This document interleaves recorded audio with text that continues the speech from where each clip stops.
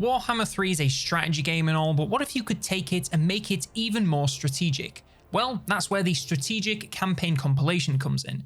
This is a collection of mods that come together to make your campaigns more challenging, more thoughtful, and, dare I say it, more strategic.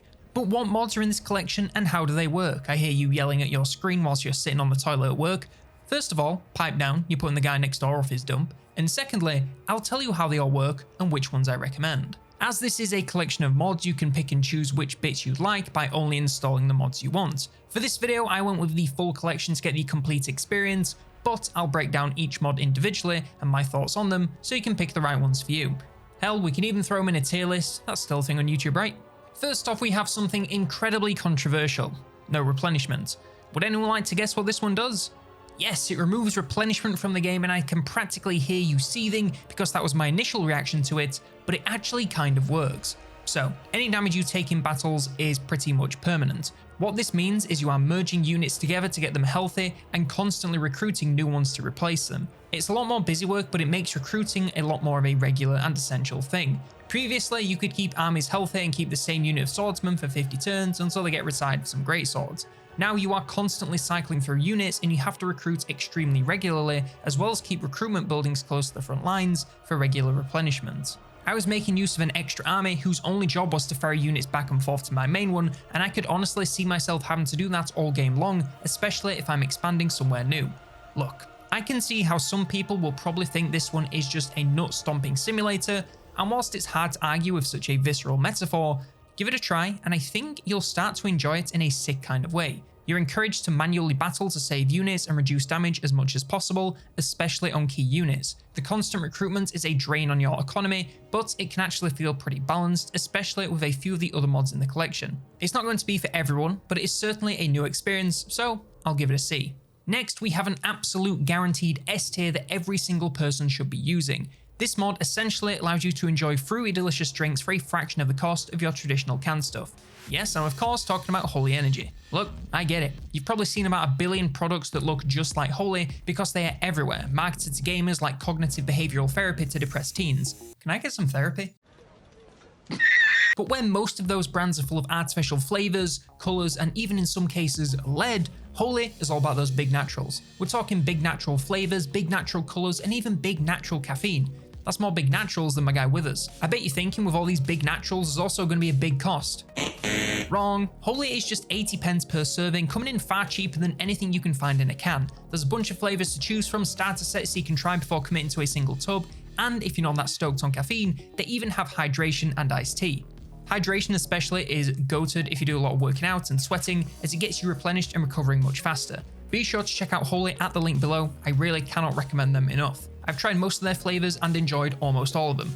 No matter what you decide to pick up, you can get an extra £5 off using the link in the description or just by using code Kernel5 at checkout. A massive thank you to Holy for their continued partnership with the channel, another thank you to you for checking out the sponsors and supporting the channel, and now back to the mods. Next up, it's no global recruitment. Yet more stomping for your already beaten balls by meaning all those units you keep losing with no replenishment, you can't even recruit them unless you're stood in a province with that recruitment. This one is dead simple to explain. You can't use global recruitment. That leaves your only option to recruit new units being from local buildings. It encourages you to build more recruitment buildings across your territory and makes you think twice before sending armies far from home where they might need more units. This obviously works very well with no replenishment, but good lord, it is some hardcore levels of masochism.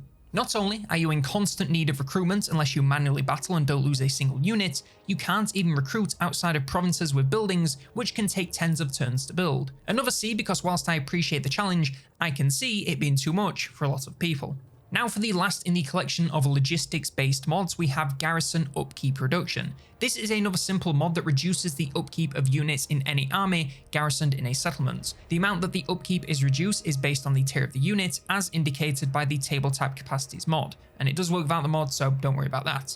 Basic green units are reduced by 80%, blue by 40%, and purple by 20%. This allows you to have much more expensive armies be manageable as long as you keep them in settlements from time to time. By itself, this would be pretty overpowered, but in combination with the other two mods, it actually helps keep things more balanced. Since you are constantly recruiting, you need quite a bit more gold to burn, and this gives you just that. By keeping armies in settlements whenever possible, your income is increased significantly, giving you more for keeping armies topped up. On top of this, it gives you a reason to garrison your armies outside of just replenishment, which of course you no longer have. I think by itself this mod is pretty pointless and makes the game far too easy, but as part of this collection, it is essential for making campaigns actually possible. With that said, I'll still give it a C on its own merit, but all of these together are so much more than the sum of their parts. Next, and kicking off the meaningful module, we have Corruption Creep. This mod does a couple of things to make corruption both more work to establish, along with gaining more rewards for putting in said work. Firstly, it removes something called Corruption Swing. This is something in the base game that gives huge boost to whoever wins battles in the region, essentially steamrolling over any existing corruption in no time. This makes it far easier to take over regions, meaning once they've been captured, the work is usually already done. Secondly, it causes regions to start bleeding corruption into adjacent provinces when at high levels of corruption, and this is known as creep. Below 50 corruption, nothing happens, but above this, it slowly starts to increase the pressure on neighbouring regions. At max corruption, this is 5 corruption pressure, so can actually make a pretty big impact depending on how fortified your neighbours are against it. This is a small but impactful mod that changes how you play with corruption. You'll be encouraged to build corruption buildings a lot more and make use of commandments to take over regions once captured. Not only will this come with all of the usual benefits, it'll now help you to spread to your neighbours and either prepare them for invasion or simply cause enough disruption to give you an advantage. As a standalone mod, this is a great change that I personally think would fit well into the base game, but could see some people being against it for the added hassle, so that scores it an A. Meaningful captive options is next, and this is a doozy. This changes the post-battle options when winning any non-settlement battle.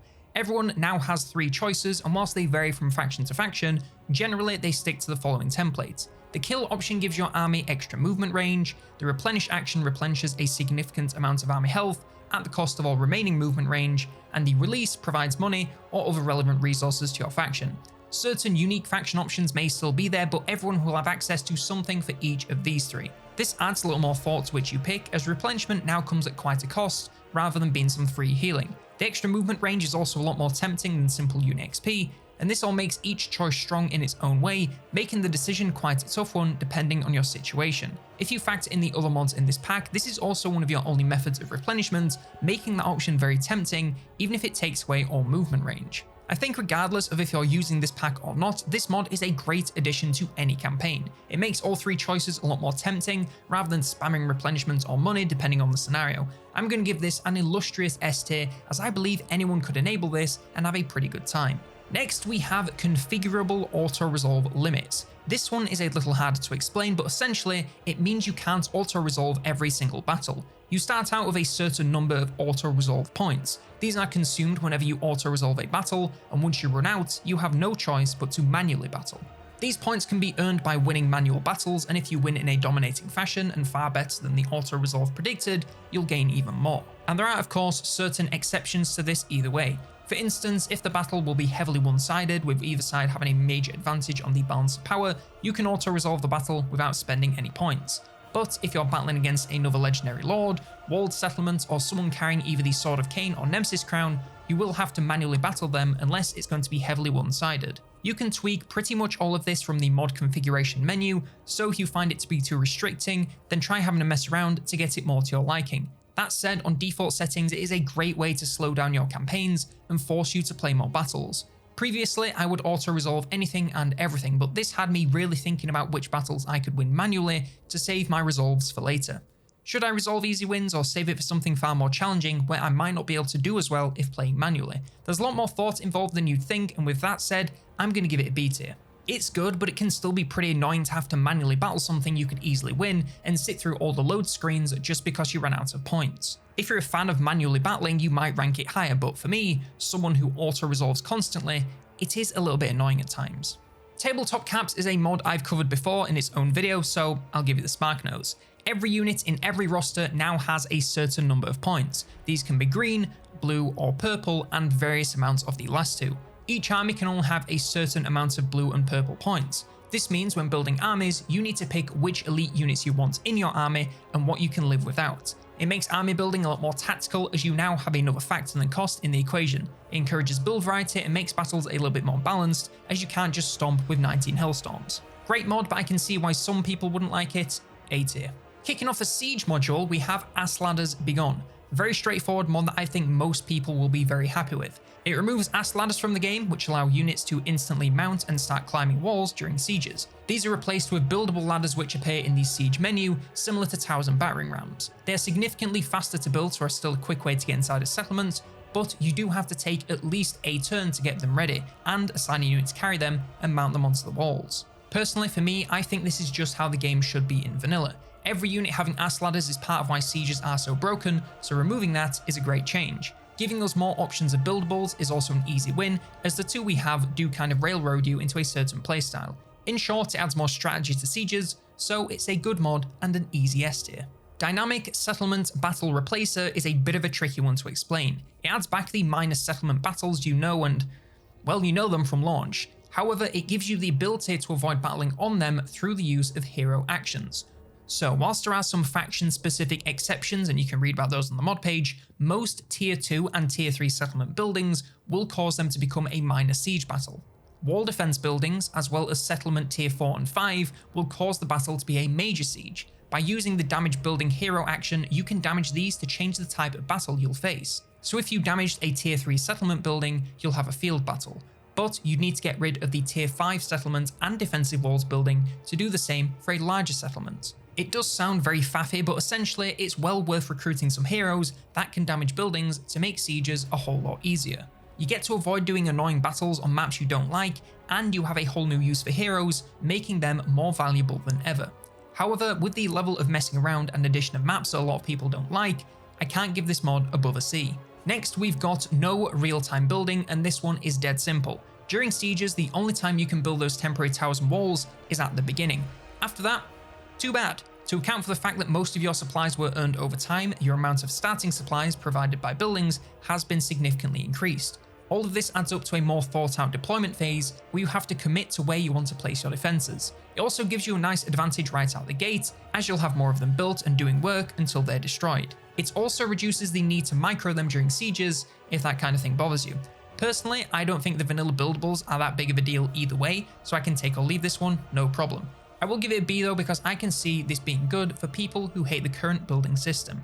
And lastly, we have more consistent Siege Attacker. Siege Attacker is a trait that allows any army that unit is a part of to attack a walled settlement without having to build any siege equipment. This mod simply removes the Siege Attacker trait from every unit that isn't artillery, a heavy war machine, or a single entity monster. This means you actually have to engage with siege equipment to be able to take on settlements, or invest in certain elite later game units to get around it. It's a pretty small change, but it helps slow campaigns down a bit and works very well with the other options surrounding sieges for a bit of added incentive. So with that, I'll give it a C. Now, as for playing with this pack as a complete package, it's certainly a different experience to vanilla. If you're looking for something to spice up the usual gameplay of Warhammer 3, then this absolutely does that. However, it does that by making even normal difficulty into a bit of a wiener stomping challenge. The lack of consistently available Autoresolve does drag campaigns to being a lot slower, which I get is the point, but sometimes it felt like more loading screen than battle. The zero replenishment and constant recruiting also dragged campaigns to a halt, as I was constantly having to go back and forth to get new units, especially with no global recruitment. Tabletop Caps, I actually don't have much bad to say about this one. I kinda like it. It adds challenge to army building, but I like a good restriction as it forces you to get creative, so no complaints from me. And the collection of siege changes are pretty good, but again slow the game down considerably. If you're at the point where you speedrun campaigns in no time and spam auto-resolve constantly, I can't recommend giving this pack a try enough. It slows campaigns to a drag, but in doing so makes each decision a lot more impactful. You can't just stomp your way across the world winning through sheer replenishment, lord and hero skills. You now have to choose when you manually battle to conserve army power, and sometimes retreat to build yourself back up. It changes the game from constant attack to something a lot more thoughtful. I can absolutely see this not being for everyone because, as I said, it's kind of a wiener stomp. But if you like having your wiener, or coochie, I don't discriminate against the 2% of my audience who are women, stomped on, then you'll probably have a great time here. I don't think I'd play like this all the time as it really is a unique challenge, But from time to time, I can see a campaign like this being a lot of fun for a slower, more challenging campaign without simply giving the AI cheats. It's a better way to make the game harder without giving the AI cheat codes. In my opinion, this is a far better way to make the game harder mechanically without just having cheating AI. But what do you think of the Strategic Campaign Compilation? Do you think it's a good way to add some challenge or a needless collection of torture for only true masochists of the game? Let me know either way in the comments below. Like, subscribe, and if you want more mod videos, then check out this one all about the Lizardmen in SFO.